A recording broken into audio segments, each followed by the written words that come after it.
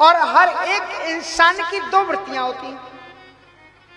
यही उत्तानपाद की दो पत्नियां हैं। हमारे सामने दो प्रकार के रास्ते हैं। We have to choose what is the best for making a good life. उनकी दो पत्नियां कौन कौन सी थी? एक का नाम था सुरुचि और एक का नाम था सुनीति। और दोनों नामों में क्या अक्षर एक जैसा है? सु। सुरुचि में भी सु है और सुनीति में भी। So that I always say that these are not only story, this is science of divine life. दिव्य जीवन का विज्ञान है। आपके सामने दो रास्ते हैं, एक सुरुचि का, एक सुनीति का। सुनीति का मतलब क्या है कि जो शास्त्रों ने, संतों ने, सदगुरु ने जो आपको अच्छा रास्ता होता है, अच्छी नीति बताई है, उसके रास्ते पर चलने का मतलब है सुनीति का रास्ता। और सुरुचि का मतलब क्या हुआ कि आपकी जो 10 इंद्रियां हैं, इनकी अपनी अपनी रुचि है। हर एक इंद्रिय की, जीव को अच्छा मसाला चाहिए, आंख को अच्छा दृश्य चाहिए, कान को अच्छा ढमचक ढमचक म्यूजिक चाहिए। सबकी अपनी अपनी अलग चीज है। तो जो इन इंद्रियों की रुचियों को ही पूर्ण करने में लगा रहा है, उसी का नाम है सुरुचि से प्रेम करना। संसार में देखा यही जाता है कि लोग सुरुचि से प्रेम करते हैं, सुनीति से प्रेम नहीं करते। सुन के जाएंगे, सोचेंगे बस कथा सुन करके उद्धार हो जाएगा। इसलिए राजा उत्तानपाद सुनीति से प्रेम नहीं करते। सुनीति को ने एक छोटा सा बंगला अलग दे दिया है, वो अपने बेटे ध्रुव के साथ वहां पर रहती है। सुनीति के बेटे का नाम क्या है? ध्रुव। और सुरुचि के बेटे का नाम क्या था? हाँ? उत्तम। ये भी देखिए, इनके भी अर्थ समझिए। ध्रुव मानी क्या होता है? अटल, अविचल, हरदम रहने वाला। कहते ना ये मेरा ध्रुव वाक्य है, यानी कभी ना हिलने वाला, स्थिर रहने वाला। आकाश के जितने भी तारागण हैं वो अपनी जगह से हट जाते हैं। चंद्रमा भी इधर उधर हो जाते हैं, सूर्य भी इधर उधर हटते हैं, लेकिन एकमात्र ध्रुव तारा ऐसा है जो अपनी जगह पर ज्यों का त्यों ही रहता है। ध्रुव मानी अटल, अविचल, जो हिले नहीं अपनी जगह से। तो अगर सुनीति के रास्ते पर चल करके तुम्हें जो सुख मिलेगा वो ध्रुव होगा, अटल होगा, अविचल होगा। पूरी जिंदगी भर सुख तुम्हें मिलेगा, अविचल मिलेगा। और सुरुचि का क्या है? उत्तम। उत्तम का मतलब क्या होता है? तो उत्तम का मतलब ये होता है कि उसी समय आप जब आप भोगोगे तब तो वो बहुत उत्तम लगेगा, और उसके परिणाम में विषोपमा, परिणाम में विष की तरह होगा। खाते समय तो खूब अच्छा लगेगा, खूब खाते जाओ रसगुल्ला, खूब खाते जाओ, खाते जाओ, खाते जाओ, और खा गए 20, उसके बाद में अब पेट खराब, अब पड़े हैं बिस्तर पर, क्या करें, आज ध्यान नहीं दिया, ज्यादा खा, परिणाम है विशोषण। तो इंद्रियों के रुचि द्वारा प्राप्त होने वाला जो सुख है वो तत्काल में तो उत्तम होता है, लेकिन बाद में दुख देता है। सुनीति के रास्ते पर चलोगे तो शुरू में तो थोड़ा सा कष्ट होगा सुनीति के रास्ते पर चलने पर, लेकिन बाद में सुख मिलेगा। कुछ बच्चे ऐसे होते हैं कि लाख कोशिश करें, माँ बाप नहीं पढ़ते, फिर बाप भी कहता कोई बात नहीं, बच्चा है, कुछ ना कुछ तो काम धंधा ही जाएगा, मेरा ही सीख लेगा। लेकिन एक बच्चे वो होते हैं जो जाग जाग करके पढ़ते हैं, कठिनाई उठाते हैं, उसके बाद में फिर जब बड़े साहब बनते हैं, कलेक्टर बनते हैं, बड़ी कुर्सियों पर बैठते हैं, तब फिर वो जो उसके साथ में प्राइमरी में 5वीं में पढ़ता था, बाद में नहीं पढ़ा, आवारा हो गया, गुंडा हो गया, इधर उधर घूमने वाला, कहते देखो यार साहब कितनी बड़ी गाड़ी पर चल रहे हैं, अरे हम भी ऐसे पढ़ते थे साथ, नहीं पढ़े। नीति के रास्ते पर चलोगे तो सुख मिलेगा शाश्वत, और रुचि के रास्ते पर चलोगे तो बाद में दुख मिलेगा। सुनीति अपने बेटे ध्रुव के साथ में अकेले रहती है, सुरुचि महाराज के साथ में रहती है, उत्तम उनके साथ में रहती है। एक दिन बच्चों में खेल खेल में बात कहां तक पहुंच जाए कोई पता नहीं, आपने देखा झगड़े में बात आई तो किसी ने ध्रुव से कह दिया बता तेरा बाप कौन है। अब जब बात का प्रश्न पूछा गया तो रोता रोता अपनी माँ के पास आए और कहा क्या तो तुम्हें बताना ही पड़ेगा मेरा बाप कौन है। तो सुनीति ने कहा कि बेटा तुम्हारे बाप वही हैं जो राजकुमार उत्तम की, मैं उन्हीं की पत्नी हूं और तुम उन्हीं के बेटे हो। और जून को ये पता लगा कि मैं राजा का बेटा हूं तो मन में बड़ा उत्साह हुआ। सोचा मैं पिताजी से जाके मिला, दौड़ते दौड़ते सीधे राजमहलों में घुस गए। एकदा सुरुचे पुत्रम अंकिमारोपलालयम उत्तमम नारुरुक्षंतम ध्रुवम राजा विनंद। ध्रुव जब सामने पहुंचा तो तन पत तो जानते थे मेरा बेटा है। सोचा ये तो हरदम गोद में बैठते हैं, चलो आज इससे प्यार कर लूं। उन्होंने उत्तम को उतारा, ध्रुव को गोद में बैठाया और ये पता सुरुचि को लगा, आकर के उसने एक झटके से पिता की गोद में बैठे हुए ध्रुव को उतारा और एक थप्पड़ मारा। का खबरदार, तुम पिता को रिझा करके सत्ता के ख्वाब देख रहे हो। तब साराब्धि पुरुषम तत्सैवानुग्रहेण में गर्भे तुम साधयात्मानम यदि इच्छसि निपात। अगर तुम राजा बनने के ख्वाब देखते हो तो तुम शख्स, और जब ईश्वर प्रसन्न हो जाए तो उससे तुम राज सिंहासन मत बैठ मांगना, क्योंकि राज सिंहासन तो तुमको मैं ही दे सकता। सब कुछ अच्छा था, लेकिन एक अच्छे परिवार का बेटा अपने माँ बाप का अपमान कभी बर्दाश्त नहीं कर सकता। दुम रोते हुए आए, माँ ने उनको अपनी अंक में ले लिया। कहा बेटा क्यों रो रहे? कहा कि मैं सब कुछ बर्दाश्त कर सकता हूं, लेकिन आपका अपमान किया। उसने कहा तब शक हो। तो अच्छी जो माताएं होती हैं वो बच्चों में अच्छे संस्कार देती हैं। सुनीति ने ये नहीं कहा कि तुम्हारी माँ ने गलत कहा, अगर तुम गलत बताओगे तो बच्चे की उसके प्रति गलत धारणा हो जाएगी। हाँ सत्यम सुरुच्याभि हितम भवान में यदि दुर्विगाया उदरे गृहीत्या। बेटा तेरी माँ ने ठीक ही तो कहा है कि कितना सुंदर उपदेश माता सुनीति ने अपने बेटे को दिया कि यह कहो शुद्ध वेद चोटी श्री रघुवीर चरण चिंतन तज नाहिन सुख कथा। 5 वर्ष के बेटे ध्रुव को तपस्या की अनुमति दे दी और अपनी मां को ही प्रणाम करके ध्रुव जी चल दिए तपस्या करने। नारद जी महाराज बीच में आ गए परीक्षा लेने के लिए कि कहां जा रहे हैं? कहा तपस्या करना। कहां तपस्या कर? बोले हाँ। तुमको भी क्या जरूरत पड़ेगी तपस्या की? तुमने पूरी घटना सुनाई, राजमहलों में मेरा अपमान हुआ। अभी तो मैं तुम्हारे खेलने खाने के दिन देख रहा हूं, अभी क्या मान के अपमान? चलो लौट चलो, मैं तुम्हारे पिता को कहूंगा तो मेरी आज्ञा को मान करके तुम्हें ही राजा बनाएंगे। बोले अब तो मैं बिल्कुल नहीं जाऊंगा, क्योंकि अभी तो मैंने तपस्या भी नहीं शुरू की और राज्य मिल रहा है, और अगर मैं तपस्या शुरू करूंगा तब तो परम पद मिल ही जाएगा। इसलिए आपको तो भक्ति में दृढ़ करना चाहिए और उसके बाद में हमारे लिए जो श्रेयस्कर रास्ता हो वही बताइए। और तब फिर नारद जी महाराज कहते हैं कि श्रेयस्कर तो बेटा वही है जो तुम्हारी मानेगा। जनन्याभिता पंथा सबई निश्रेयस सते। तुम्हारी जननी ने जो रास्ता बताया है वही निश्रेयस है। अगर प्राणी को चारों पुरुषार्थों में से कोई भी चीज चाहिए हो, कौन कौन से? धर्मार्थ काम मोक्षम या श्रेय आत्मना। यदि कोई भी मनुष्य धर्म अर्थ काम मोक्ष चाहता है तो उसके लिए एक ही साधन है। नारद जी ने बताया क्या? का एक में वो हरेश तत्व कारणम पाद सेवा, श्री हरि की सेवा। फिर उन्होंने उनका ध्यान बताया और फिर मंत्र दिया। आप लोग भी उच्चारण कर लीजिए मंत्र का। ओम नमो भगवते वासुदेवा। बोलिए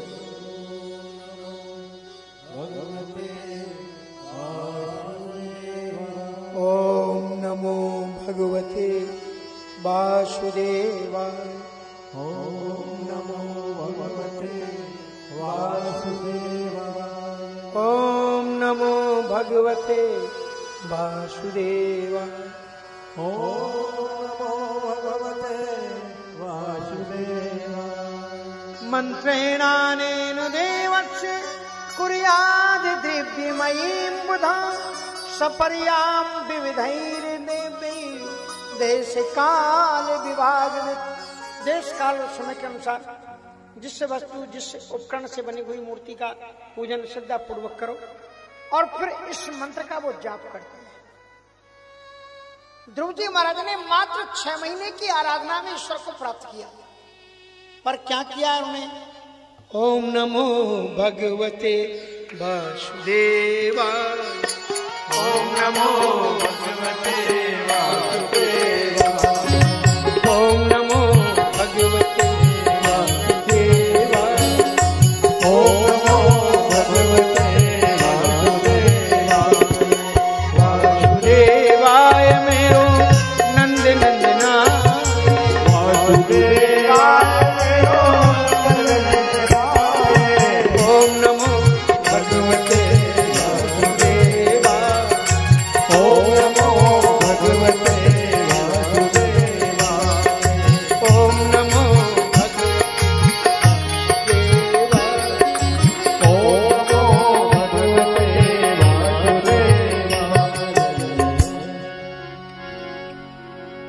तन का कर का डारी के और मन का मन का थे।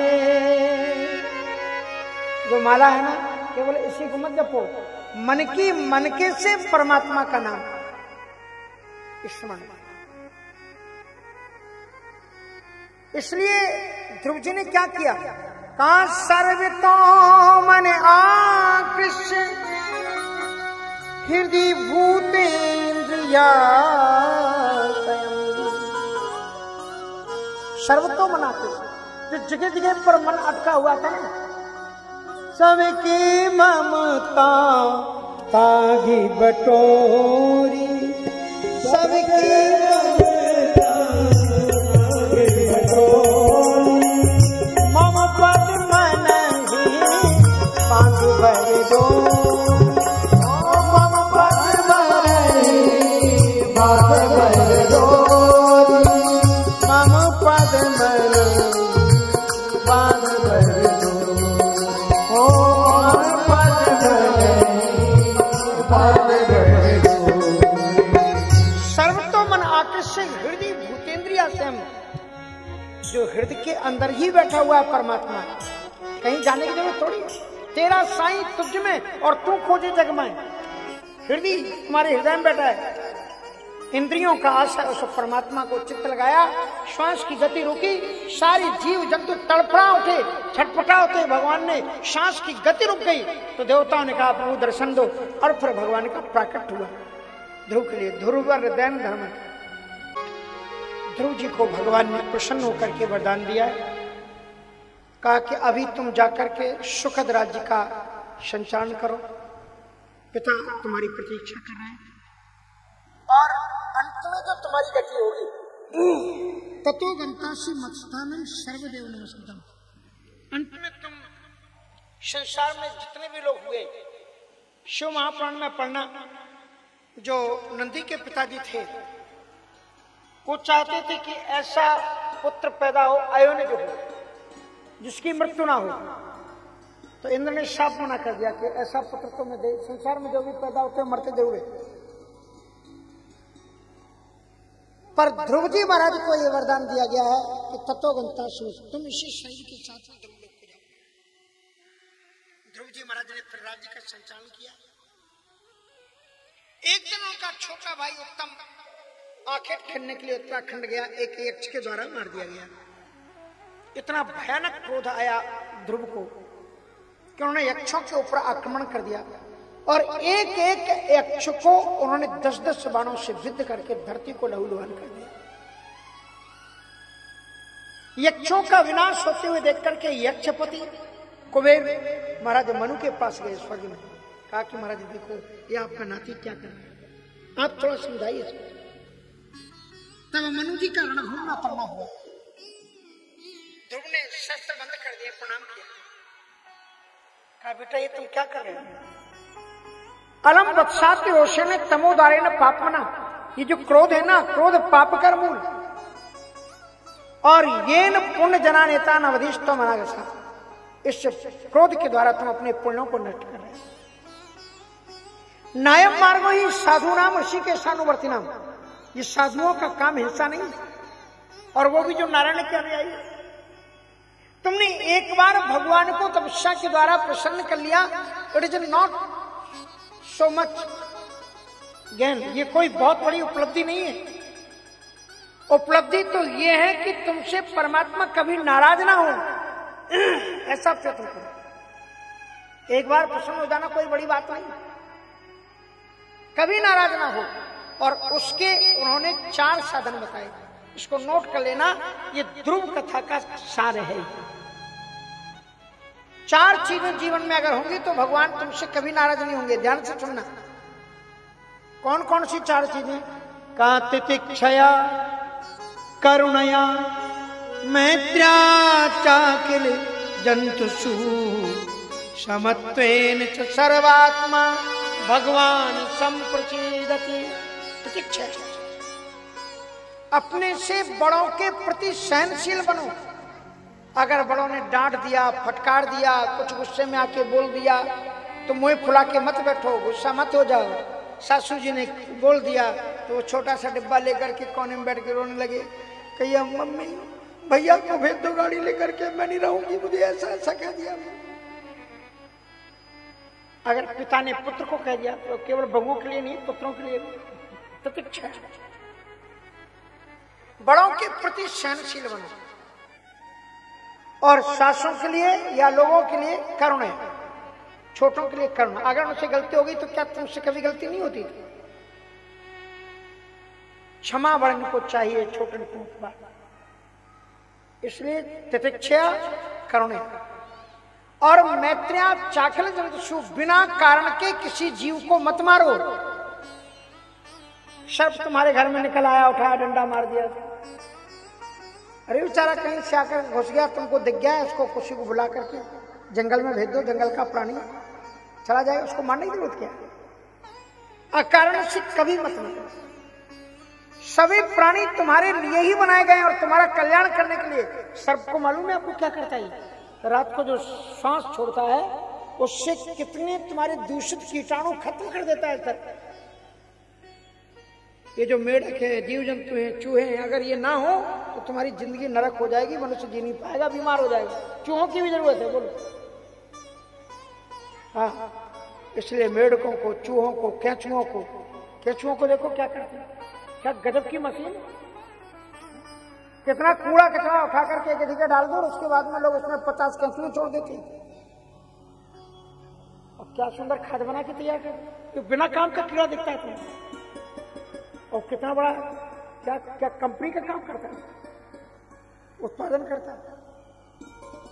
प्रतीक्षा, करुणया, मैत्र्या, सभी प्राणियों के साथ में व्यवहार करना। और समत्वेन च सर्वात्मा, भगवत गीता में योगी उसको नहीं कहा गया जो जंगल में चला गया, योगी उसको नहीं कहा गया जो एक्सरसाइज करवा रहा है, योगी उसको नहीं कहा गया जिसने बड़ी बड़ी जटाएं रखाई है। किसको योगी कहा गया? आत्मात्मेन सर्वत्र समम पश्यति अर्जुन सुखम वायदि वादकम सा योगी परमो मता।